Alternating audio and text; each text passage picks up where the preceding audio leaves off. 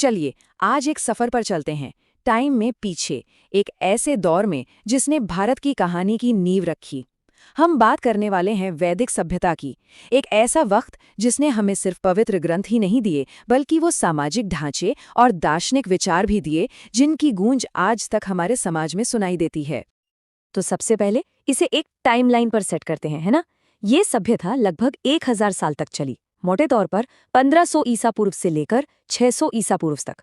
अब इतिहासकारों ने इसे दो हिस्सों में बांटा है। एक है शुरुआती दौर, जिसे ऋग्वेदिक काल कहते हैं, और दूसरा है बाद का दौर, यानी उत्तर वैदिक काल। और जैसा कि हम देखेंगे, ये दो चरण एक ही सभ्यता के दो बहुत अलग अलग चेहरे दिखाते हैं, जैसे एक ही सिक्के के दो पहलू। तो आज का हमारा सफर कैसा दिखेगा? ये रहा हमारा रोड मैप। हम शुरू करेंगे इसकी बेहद साधारण शुरुआत से, जब समाज पशु चराने वाला और काफी लचीला था। फिर हम देखेंगे कि कैसे ये एक ज्यादा सख्त खेती पर आधारित समाज में बदल गया, और आखिर में हम इसकी विरासत पर नजर डालेंगे, वो आइडियाज और सिस्टम जो आज भी भारतीय जीवन पर असर डालते हैं। ठीक है, तो चलिए शुरू करते हैं। इसके उतार चढ़ाव को समझने से पहले सबसे जरूरी सवाल, आखिर ये वैदिक सभ्यता थी क्या? देखिए, इसका नाम ही सब कुछ बता देता है। वेद। ये सिर्फ धार्मिक किताबें नहीं थीं, बल्कि ये भजनों, प्रार्थनाओं और गहरी फिलॉसफी का एक बहुत बड़ा खजाना थीं, जो उस समाज के लिए एक गाइड की तरह काम करती थीं। असल में इस सभ्यता को समझने की चाबी इन वेदों में ही छिपी है। अब चलिए कहानी की शुरुआत में चलते हैं, यानी ऋग्वेदिक काल में। ये वो दौर था 1500 से 1000 ईसा पूर्व के बीच का, जो हमें एक ऐसी दुनिया दिखाता है जो बाद में आने वाले समय से बिल्कुल अलग थी। ये हमारी कहानी का बेसलाइन है। अगर वैदिक सभ्यता की पूरी कहानी को एक लाइन में कहना हो, तो वो है बदलाव की कहानी। ये एक ऐसे समाज की कहानी है जो पहले आधा घुमंतू था, पशुओं को पालता था, जहां जिसके पास जितनी गाय वो उतना अमीर। और वहां से ये समाज एक जगह बसकर खेती करने वाला बन गया, जहां जमीन ही सब कुछ थी। और बस इसी एक बदलाव ने बाकी सब कुछ बदल कर रख दिया। तो उस जमाने का समाज कैसा था? देखिए, ये काफी दिलचस्प है। समाज कबीलों में बटा था, परिवार, फिर गांव और फिर कबीला। और हाँ, वर्ण व्यवस्था का आइडिया तो था, लेकिन वो सख्त नहीं था, जन्म पर आधारित नहीं था, बल्कि काम पर आधारित था। और सबसे हैरान करने वाली बात यह है कि महिलाओं का बहुत सम्मान था। उन्हें पढ़ने लिखने और सभाओं में हिस्सा लेने की आज़ादी थी, एक ऐसा हक जो बाद के दौर में उनसे छिन गया। अर्थव्यवस्था की बात करें तो उस दौर में गाय ही सब कुछ थी। असली दौलत सोना चांदी नहीं, बल्कि गायों को माना जाता था। और जहां तक राजनीति का सवाल है, तो राजा तो था, पर वो कोई तानाशाह नहीं था।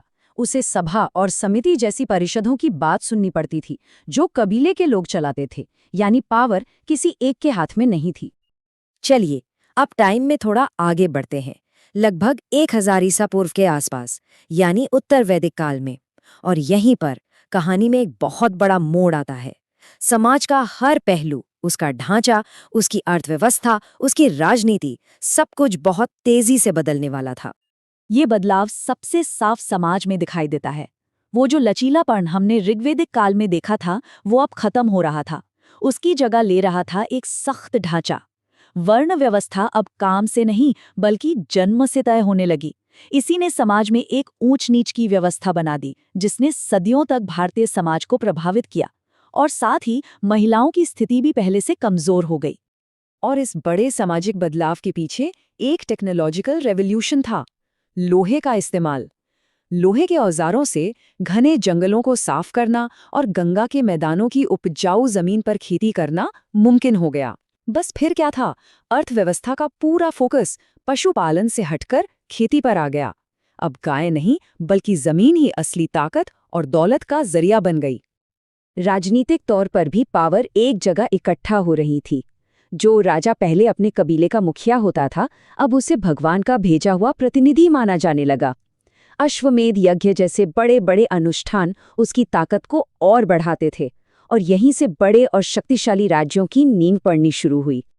तो ये टेबल इन दोनों युगों के फर्क को एकदम साफ कर देती है। एक तरफ था घुमंतू कबीलाई समाज, और दूसरी तरफ एक जगह बसा हुआ खेती पर आधारित राज्य, जिसमें एक सख्त सामाजिक व्यवस्था और एक ताकतवर राजा था।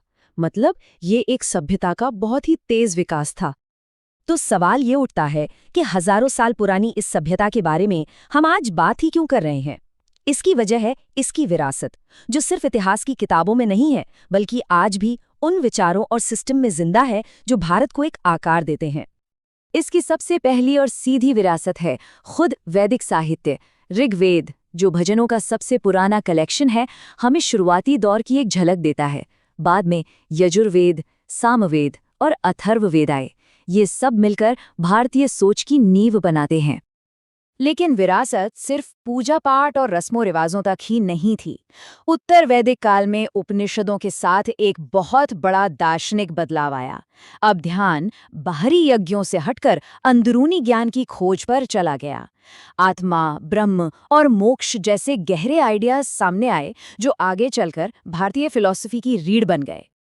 तो अगर हम वैदिक युग को भारतीय सभ्यता का एक तरह से डीएनए माने, तो ये वो कोड है जिसने बहुत कुछ तय किया। इसने हमें धर्म और फिलॉसफी की भाषा दी, वर्ण व्यवस्था के जरिए समाज का एक ढांचा बनाया और शुरुआती राजनैतिक संस्थानों का मॉडल तैयार किया।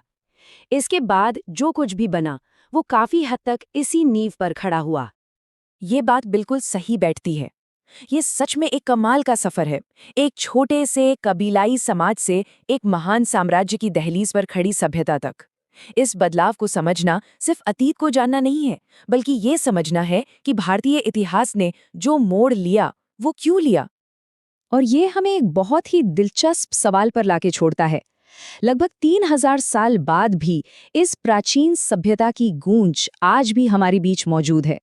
शादी ब्याह में पढ़े जाने वाले मंत्रों से लेकर कर्म और मोक्ष की फिलॉसफी तक, या फिर सामाजिक ऊंच नीच की परछाई तक, इस प्राचीन युग के कौन से हिस्से आज भी हमारी दुनिया को आकार दे रहे हैं।